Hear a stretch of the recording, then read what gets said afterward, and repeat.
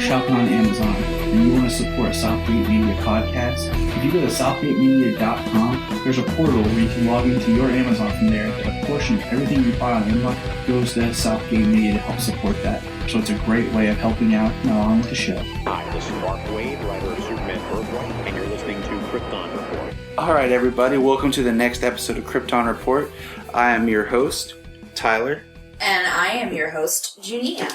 And we're got a lot to discuss today. We're actually going to bypass this episode. We kind of rushed this one to get it out sooner before the last of our reviews because there's so much going on right now. Yeah.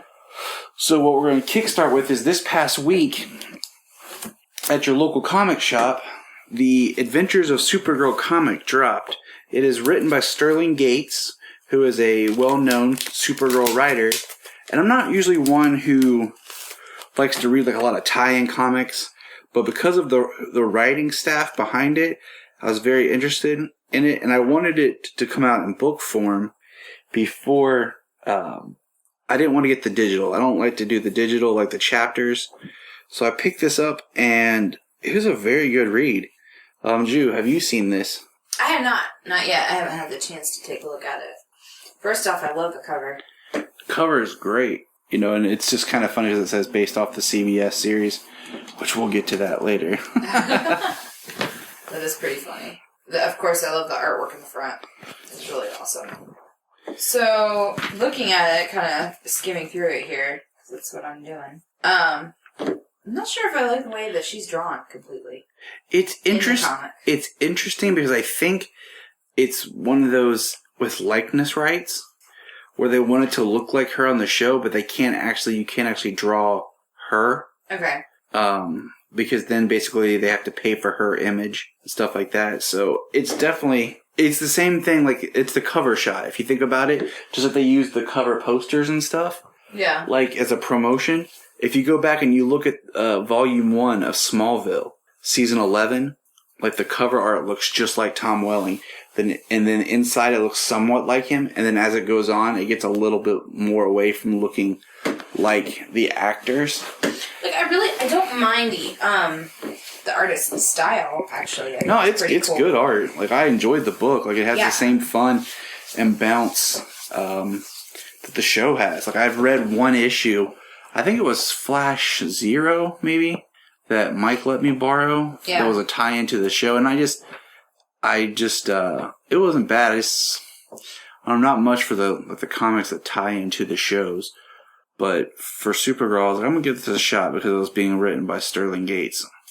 They make her almost look a little younger. I think that's my big thing. More the way she looks in this. Girl. Yeah. But that is definitely something that just popped out. You can check out your local shop. Very neat, though. It's part of As We're Building Towards Rebirth, which launches next week, and there'll actually be a Supergirl title back, a monthly. I think it's monthly. I don't think it's a bi-monthly book. It'll be back on comic stands. So, I kind of had hoped they would have got this out sooner to kind of help, fill that void of not having the character even really present in the comic medium. Yeah. And then very cool. Our second piece of news is this Saturday on Cartoon Network, or was it Boomerang? Or both. They finally launched the DC Hero Girls. It's officially now out. Is it? Yeah, because I guess when we watched it was like a preview or something. It was weird. It was a very cute show, by the way, watching the first episode. I thought it was adorable. Yeah. It was a very good way of, bringing the DC superheroes, Supergirls, for lack of a better term, to kids of today. It's pretty cool. Yeah, I thought it was interesting. Like I said, it was interesting that even though it's more geared towards girls, I thought it was a very enjoyable cartoon. Mm-hmm. So I'm wishing it the best of success. And if we see it, catch it, we can discuss it here. Yeah, definitely. But then One of the other things of this show, when we filmed Krypton Report, and we named it Krypton Report, was because at the time of this show, they had mentioned they were going to make Krypton the TV series and Supergirl. So we were going to be like, we want to do a show that was for both. Well, it's official. Sci-Fi did order a pilot for Krypton. It is being made. Yeah. And I guess that's going to series because everyone had their upfronts this week. And there was a teaser made for Krypton. And I pulled it up here. We're going to have Jania read basically what it says in the teaser. No cast, nothing's been announced. But this is what they gave us. So, Ju, would you do the honors? Yeah, definitely. Set in space, the House of El crest Superman symbol can be seen. While the camera continues onward through the space, a voiceover begins asking what remains when a civilization dies, pondering if their art and culture are remembered after it's all gone. The voice continues, pieces of kryptonite fly by.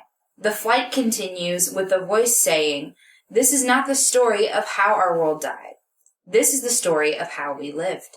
After the dramatic setup, images of Man of Steel can be seen, along with the new footage of a man and a woman, both Kryptonian, in the midst of a battle, concluding with a message that says Krypton is coming in 2017. The David S. Goyer and Ian Goldberg, or Ian, either way, written series will focus on Superman's grandfather as he attempts to rebuild the once noble House of El. See, that's what I was interested in, was wondering what characters they were going to focus in on.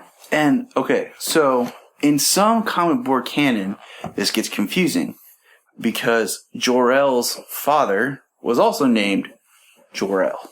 Okay. But there has been other additions and changes, and we've been given other past Kryptonians. So, like I had theorized before, like I wanted to know if the show would be about Jor-El and Zor-El and Zod and really build that foundation. Mm-hmm. But it looks like we're going to go back another generation. Okay. Now, Jania, are you familiar with the Man of Steel prequel comic that came out? No, I am not.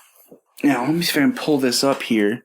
Because, do you remember in Man of Steel when Clark gets on the ship and he's looking around and he sees all the dead Kryptonians, like still in their caskets, and there's one that's open? Yeah, I remember that. Okay, so I guess David Goyer wrote that specifically for that, and originally they had cut it, and then he had freaked and said they wanted it in there because it was going to play larger.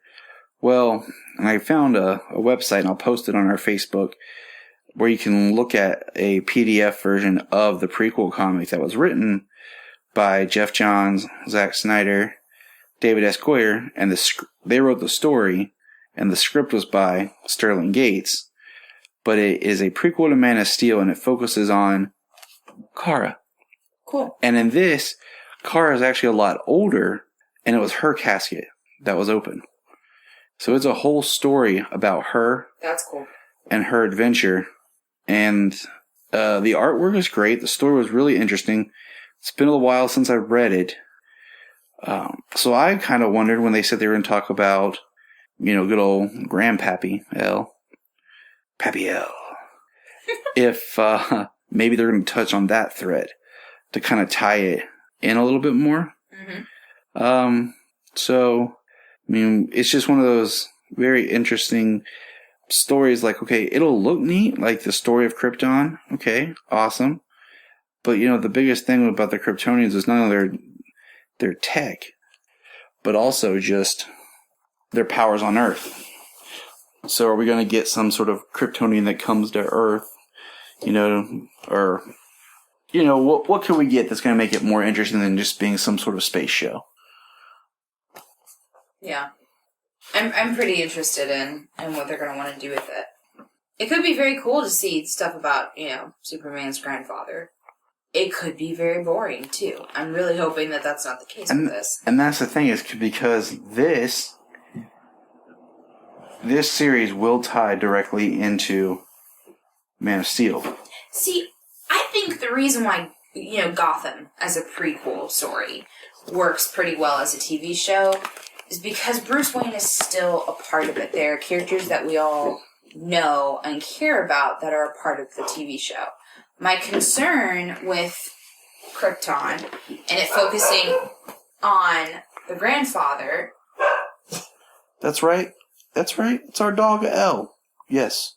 Her real name is Ellie, but I call her Elle. And if you're listening to this show, you know why.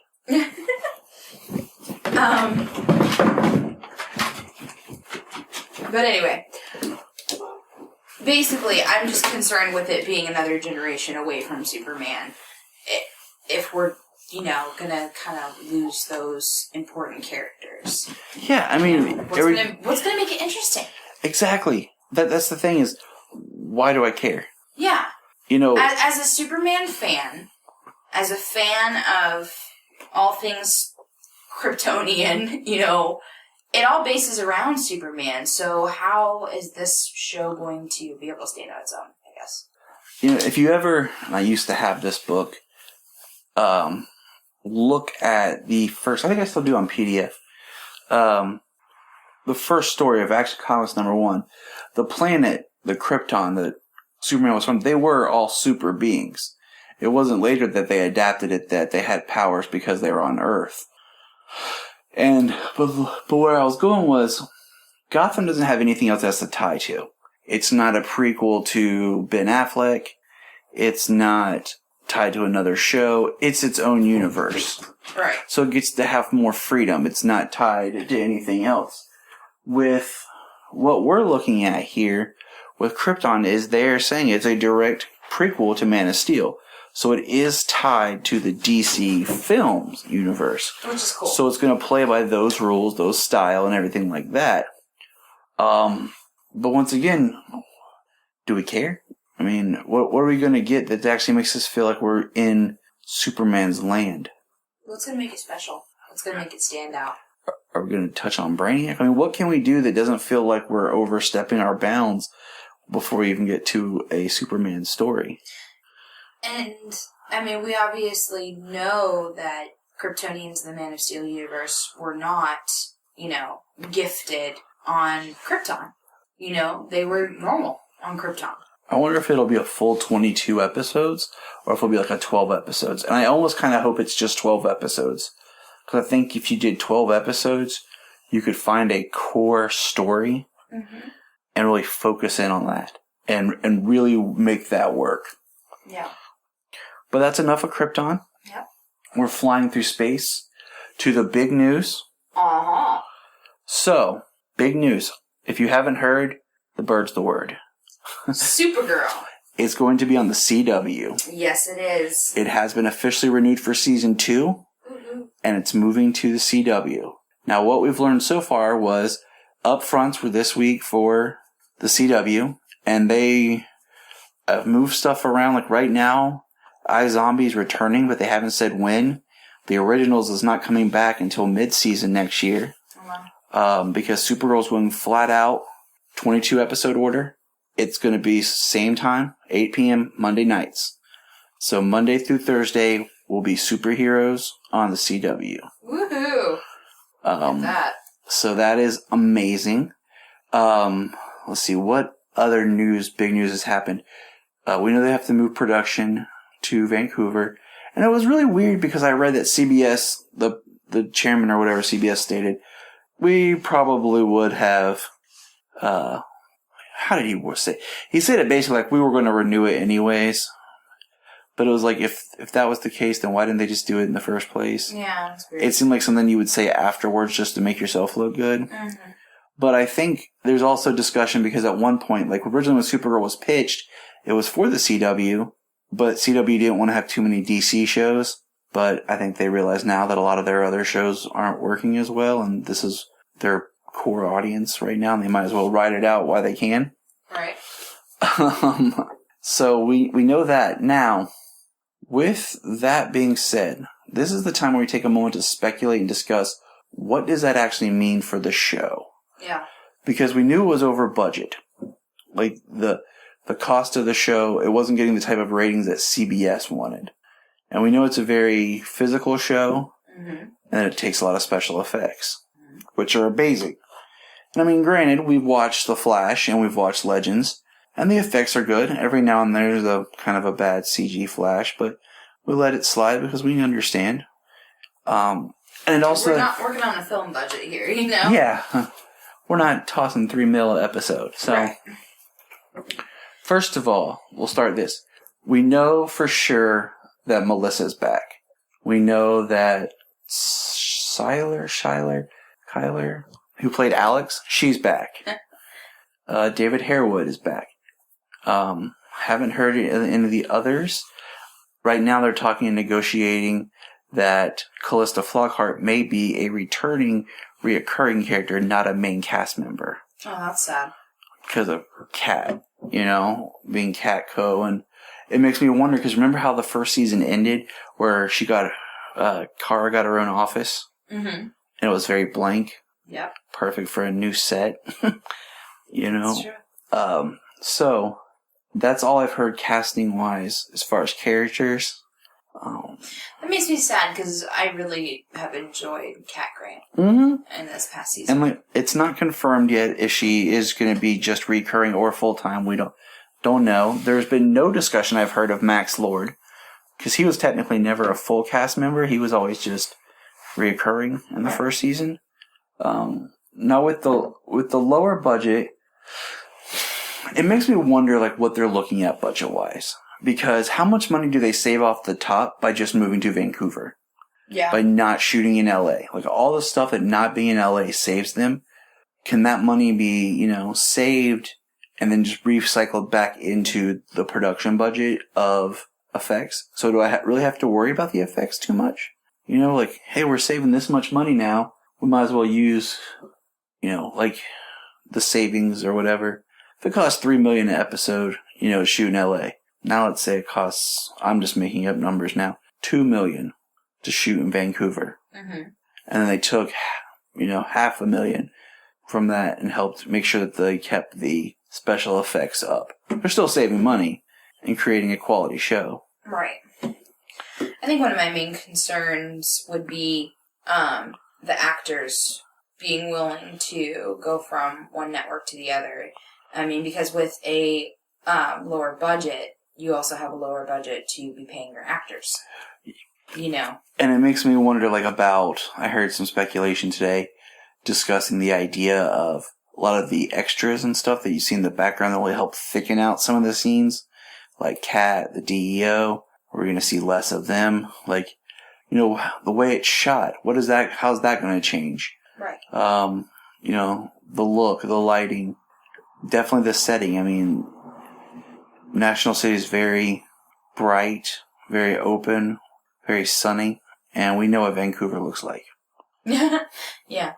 Now, I think if I remember, they did film Psych, a lot of it in Canada, maybe Vancouver area, and that was supposed to be Santa Barbara. So, I mean, I think they might be able to make it look better. Well, I'm sure there are tricks and there are ways. There are, but I mean, that's going to be an adjustment. Just the location, the cast, the quality. Are they going to be able to continue the story threads that they left off on with that mysterious shuttle? What is that supposed to be? I mean, that could have been part of the cell, though. Could have been. Is it going to be something that's going to bring about a crisis? Now, before we get into that, I'm glad it's going to the CW, and I say that because I don't think a lot of what I love about the show will be lost. Yeah. It's still the same producers and the team behind it. CW and CBS the CW is owned by CBS, so it works together. It's definitely a show, this show is going to do awesome because it's going to be on the network it should have been. And the numbers that it pulled in on CBS, if it pulls in on CW, it'll kill. Yeah. But the big thing for me is, I just went blank. Dang it. But we were talking about the crisis event, okay? Now you're familiar with the crises? Multiple crises? Crisis. It's late. In DC, if there's ever a crisis event, it involves the multiverse. And what I'm wondering is if when Supergirl comes back, it'll pick up where it left off. But then they've been talking about doing a mega crossover event. Okay? Okay. And I guess the this is just me speculating now. The villain for Legends is supposed to make fighting Vandal Savage look like a walk in the park. I'm trying to figure out who or what it could be. And what I want to know is maybe when they do the crossover, it's a crisis. And that's because that's the big problem is Supergirl exists on another Earth. Right. The other 3 shows are on the same Earth. Right. But Supergirl's on another Earth.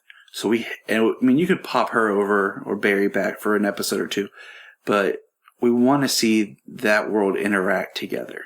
I mean, don't you want to see Cisco hanging out with Wynn? Bro, oh my gosh, yeah. Like, sitting there like, bro. Like, let's hang out. Like, and then Ray pops in and they're like, hey! Cisco has a thing for Kara as soon as he sees her. Like, he does that big And then you just see Wynn and Jimmy, like, get in line. And he's like, noted. And then Ray comes back and they're hanging out and he's like, hey, didn't you try to date Kendra? Yeah, me too. But aw, these poor guys. Seriously. That's why Zatanna needs to show up. Zatanna needs to show up. Yeah, just give them another girl to fight over.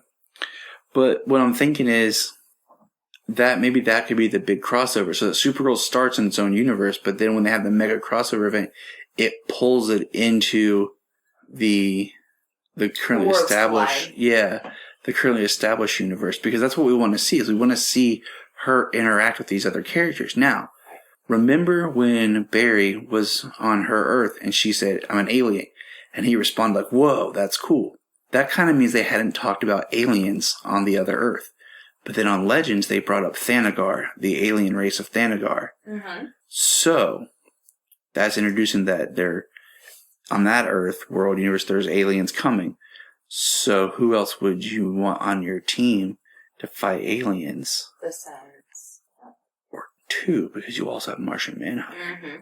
So, pros and cons. I mean, there's a lot of pros in my book. Like, I absolutely love Supergirl going into CW because I think that there's going to be a lot more of an ability to be able to do some crossovers. And I would just love to see Kara and Barry be best friends. Yes. Because they can be. Yes. Totally. I want to see Irish get jealous of Kara. I want to see everyone get jealous of Kara just because Barry and her are pals. But, I don't really see any cons other than maybe just the budget and just some creative things with, utilizing a smaller budget. Yeah. I would really love for the actors to just, be able to come over. That's my thing. I want the transition for them to be able to happen. But, that's the big news right now. And we'll be returning to your regular scheduled podcasting programming. But shoot us a message and let us know what you think. And remember, look up in the sky.